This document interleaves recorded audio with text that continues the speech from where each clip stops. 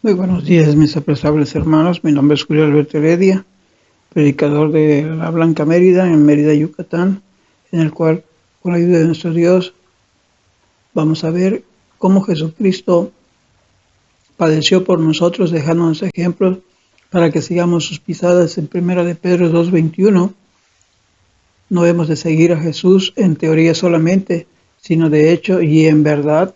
Se presenta estos estudios con la ayuda de nuestro Dios, con la esperanza de que le ayude a usted a realizar esta meta tan probable. Nuestro Señor Jesucristo, podemos ver desde un principio el gozo y su tristeza. Hace casi 2000 años llegó el momento designado por Dios para que el Verbo, aquel ser eterno que estaba con Dios y era Dios, fue hecho semejante a los hombres. En 1 de Juan, capítulo 1, versículo 1, dice que en el principio era el Verbo y el Verbo era Dios. El Verbo estaba con Dios y aquel Verbo fue hecho carne y habitó entre nosotros, y vino su gloria y gloria en el unigénito del Padre, lleno de gracia y de verdad. Durante toda la eternidad el Verbo había estado en el Padre, pero ahora estaría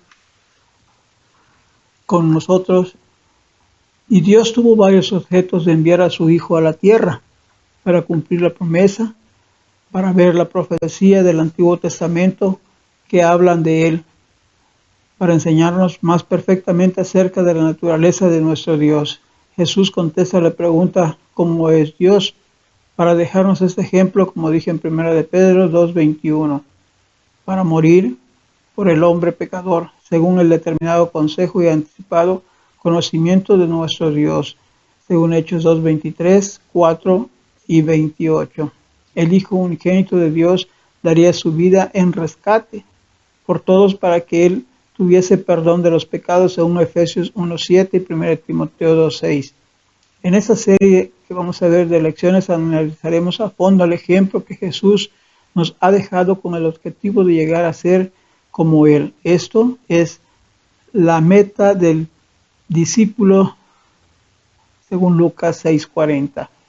En Isaías 53:3 dice que Jesús era varón de dolores. La palabra dolores en el libro hebreo indica que el Señor no solo sufrió físicamente, sino que también experimentó momentos de angustia, también de tristeza.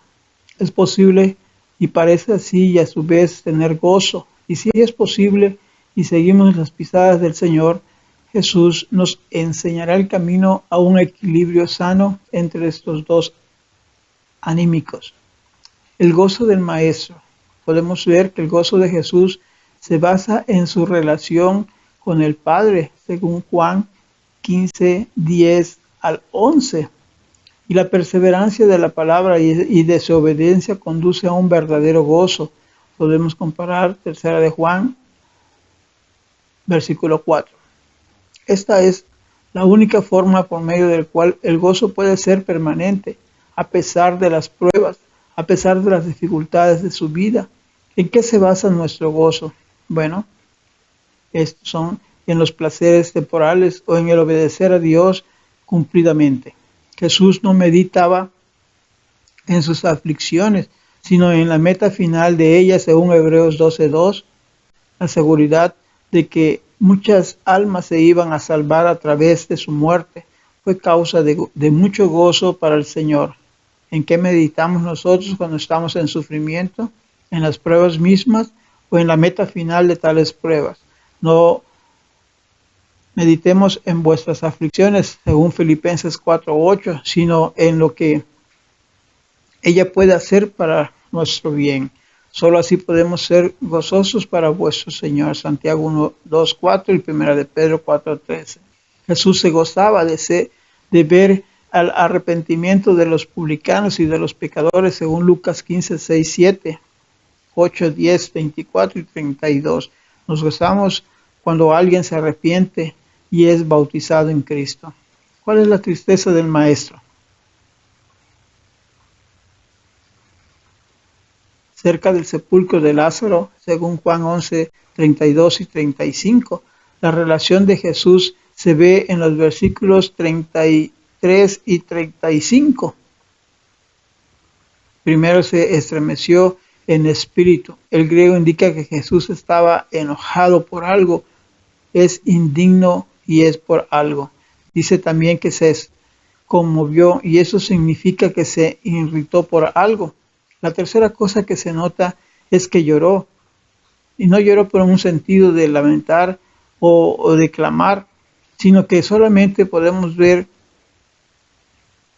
que derramó lágrimas. Mateo 5:38. Podemos ver también nosotros que lo que significa derramar lágrimas es llorar silenciosamente. ¿Por qué lloró Jesús? Porque estaba enojado, porque estaba irritado. Pudiera haber hecho esto y por varias razones. Sabía que aún después de resucitar a Lázaro, y a muchos seguirían siendo incrédulos. Pudiera haberse enojado por la dureza de sus corazones y lloró por sus pecados. Podía haber llorado en la señal de la solidaridad por los que sufrían, y Jesús se compadece de vuestras debilidades, según Hebreos 4:15. Pudiese haber pensado que en el pecado y en las terribles consecuencias que éste ocasionaba en la vida del hombre, el hombre no fue creado para morir, sino para vivir, y Cristo pudo ver detrás de la muerte de Lázaro y percibir claramente las causas de todo ese sufrimiento. ¿Cuál es vuestra actitud hacia la incredulidad de los hombres? ¿Cuál es vuestra actitud hacia el pecado? ¿Sufrimos con los que sufren? ¿Tenemos la mentalidad de Jesús? Al entrar en la ciudad de Jerusalén poco antes de su muerte, en Lucas 19, 33, 44, tenemos que ponernos en el lugar de Jesús para poder entender lo que pensaba, ya que es omnisciente. Sabía lo que la destrucción de Jerusalén se acercaba. Los judíos, los rebeldes, habían rechazado al Mesías y ahora tendrían que sufrir las consecuencias de su desobediencia. Entonces la palabra lloró, según podemos ver en Juan 11, 41, ese texto se ha traducido en la palabra griega, el cual significa llorar de modo que se pueda oír, o llorar como un niño, y indica una emoción muy fuerte. ¿Por quienes lloramos nosotros cuando estamos sufriendo?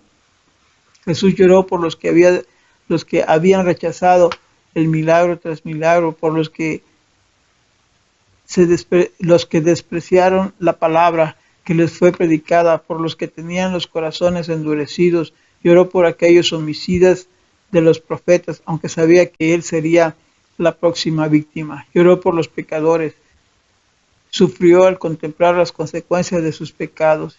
En el huerto del Getsemaní, según Lucas 22, 32 al 46, otra vez la omnisciencia de Jesús había de haber influido mucho en ese estado emocional. Sabía todo lo que iba a sufrir de antemano. Y en Hebreos 5, 7, 9 nos enseña que Jesús lloró en esta ocasión también. En este texto vemos la humildad del Mesías, la muerte y quizás la idea de llevar las consecuencias de vuestros pecados. Le condujeron a derramar lágrimas, pero no duraron mucho tiempo. El Señor volvió a pensar en esa meta final, en su muerte dolorosa, y esto le dio gozo, según Hebreos 12:2. Dios les bendiga. Ese es mi pequeño tema en esta mañana, para la honra y gloria de nuestro Dios.